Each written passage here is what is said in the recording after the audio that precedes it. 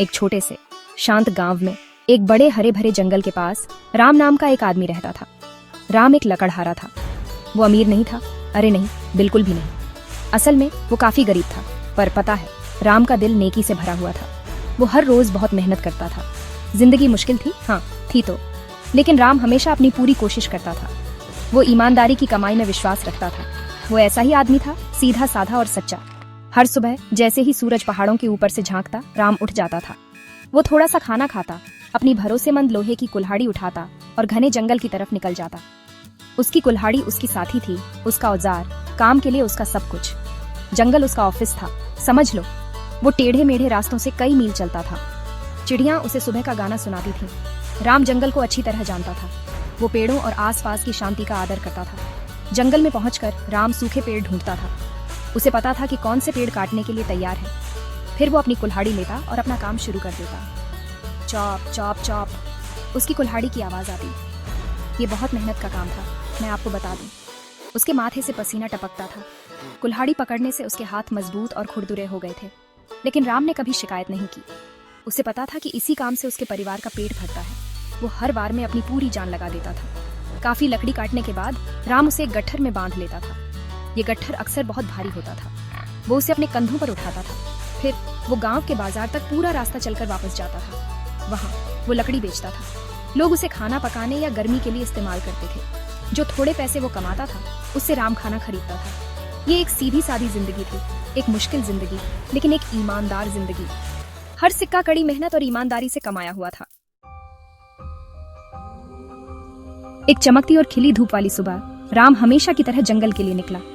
उस दिन चिड़ियां जैसे ज्यादा खुशी से चहचहा रही थीं, या शायद राम ही कुछ ज्यादा ऑप्टिमिस्टिक महसूस कर रहा था। उसने जंगल के किनारे बहने वाली नदी के पास काम करने का फैसला किया। नदी चौड़ी थी और कुछ जगहों पर बहुत गहरी दिखती थी। पानी धीरे धीरे बह रहा था और कल की मीठी आवाज आ रही थी। राम ने सोचा कि ये काम करने के लिए एक शांत जगह है। वो मन ही मन में एक छोटी सी धुन गुनगुना रहा था। उसे नदी किनारे एक बड़ा सूखा पेड़ मिला। ये वाला परफेक्ट है, राम ने मन में सोचा। उसने अपना खाने और पानी का छोटा सा थैला नीचे रखा। फिर उसने अपनी कुल्हाड़ी ली और पेड़ काटना शुरू कर दिया। Swing strike. कुल्हाड़ी लकड़ी में धंसती गई। लकड़ी के टुकड़े उसके चारों ओर उड़ रहे थे। राम अपने काम में खोया हुआ था। वो लकड़ी के अच्छे दाम मिलने के बारे में सोच रहा था। वो अपने बच्चे के लिए एक नया टॉय खरीदने की उम्मीद कर रहा था। लेकिन फिर कुछ बहुत बुरा हुआ। अरे बाप रे, ये तो बहुत बड़ा झटका था।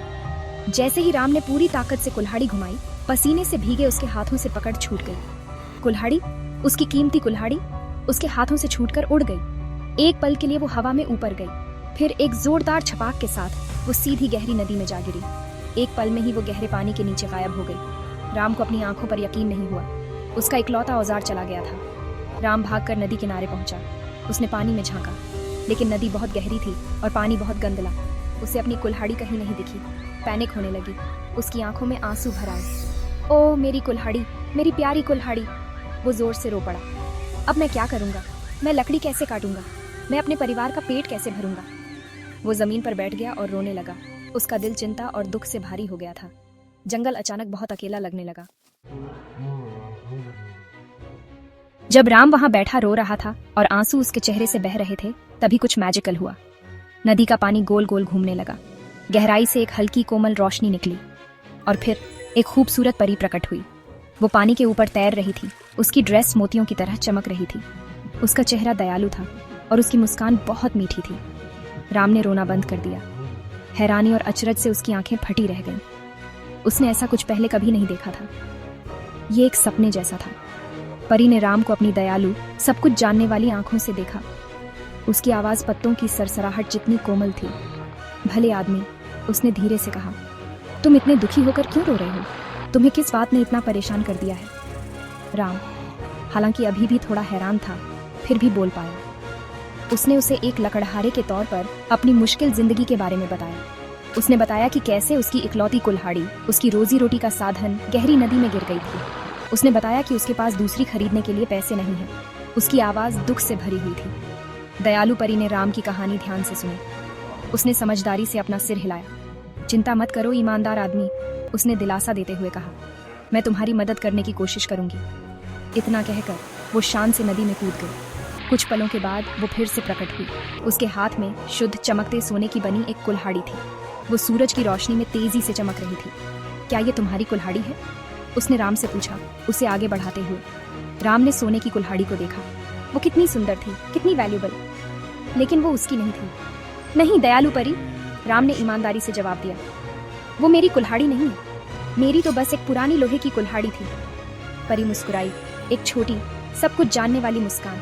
उसे हैरानी नहीं हुई। वो एक बार फिर नदी में कूद गई। इस बार वो चमकती चांदी की बनी एक कुल्हाड़ी लेकर ऊपर आई। ऐसा लगा कि वो सोने वाली से भी ज्यादा चमक रही थी। तो फिर क्या ये शाइनी कुल्हाड़ी तुम्हारी है? उसने राम से पूछा। राम ने चांदी की कुल्हाड़ी को देखा। वो भी बहुत प्रेशियस थी। वो उसे बेचकर अमीर बन सकता था, लेकिन राम एक ईमानदार आदमी था। उसने फिर से अपना सिर हिला दिया।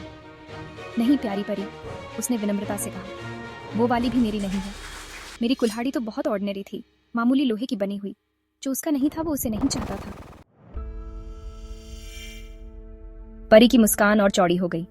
वो राम के जवाबों से बहुत खुश लग रही थी। उसने उसकी साफगोई की तारीफ की। तीसरी बार वो नदी की ठंडी गहराइयों में कूदी। जब वो इस बार बाहर आई तो उसके हाथ में एक साधारण पुरानी लोहे की कुल्हाड़ी थी। वो थोड़ी जंग लगी और घिसी हुई थी, बिल्कुल राम की अपनी कुल्हाड़ी जैसी। जैसे ही राम ने उसे देखा, उसका चेहरा सच्ची खुशी से खिल उठा। हाँ हाँ, यही मेरी कुल्हाड़ी है, वो खुशी से चिल्लाया। ओह थैंक यू दयालु परी, तुमने मेरी कुल्हाड़ी ढूंढ ली। उसे बहुत राहत मिली और वो बहुत आभारी था। नदी की परी सचमुच बहुत डिलाइटेड हुई। उसने राम को बड़ी एडमिरेशन से देखा। राम, उसने कहा, उसकी आवाज में अपनापन था, तुम सचमुच एक ऑनेस्ट आदमी हो। बहुत से लोग सोने या चांदी की कुल्हाड़ी को अपना बता देते, लेकिन तुमने सच बोला, गरीब होते हुए भी। उसने उसकी इंटेग्रिटी की तारीफ की। उसने उसे बताया कि ऑनेस्टी एक रेयर और प्रीशियस क्वालिटी है। उसकी सच्चाई ने उसे बहुत इम्प्रेस किया था। इससे उसके दिल की अच्छाई पता चलती थी। ऐसी सीधी साधी ईमानदारी अपने आप में एक ट्रेजर थी।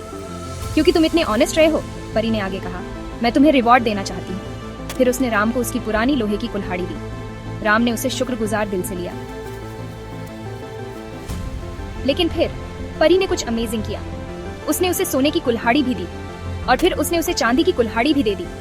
ये तीनों कुल्हाड़ियां ले लो राम, उसने मुस्कुराते हुए कहा। ये अब तुम्हारी हैं, तुम्हारी अटूट ईमानदारी का रिवॉर्ड। राम को अपनी किस्मत पर यकीन नहीं हुआ। एक पल के लिए वो कुछ बोल नहीं पाया। राम ने परी का तहे दिल से बार बार शुक्रिया अदा किया। तीनों कुल्हाड़ियों के साथ वो एक खुश इंसान बनकर अपने गांव लौटा। उसकी घोर गरीबी के दिन खत्म हो गए थे। वो लोहे की कुल्हाड़ी अपने काम के लिए इस्तेमाल करता था और सोने चांदी से उसने अपने परिवार की जिंदगी बेहतर बनाई। उसने एक बेहतर घर बनाया और जरूरतमंदों की मदद की। राम उस दयालु परी को या उस दिन सीखे जरूरी लेसन को कभी नहीं भूला। और लेसन मेरे फ्रेंड्स सीधा सा है, ऑनेस्टी हमेशा मीठा फल देती है। ये सचमुच द बेस्ट पॉलिसी है। तो हमेशा सच्चा रहना चुनो, ये जिंदगी को ब्यूटीफुल बनाता है।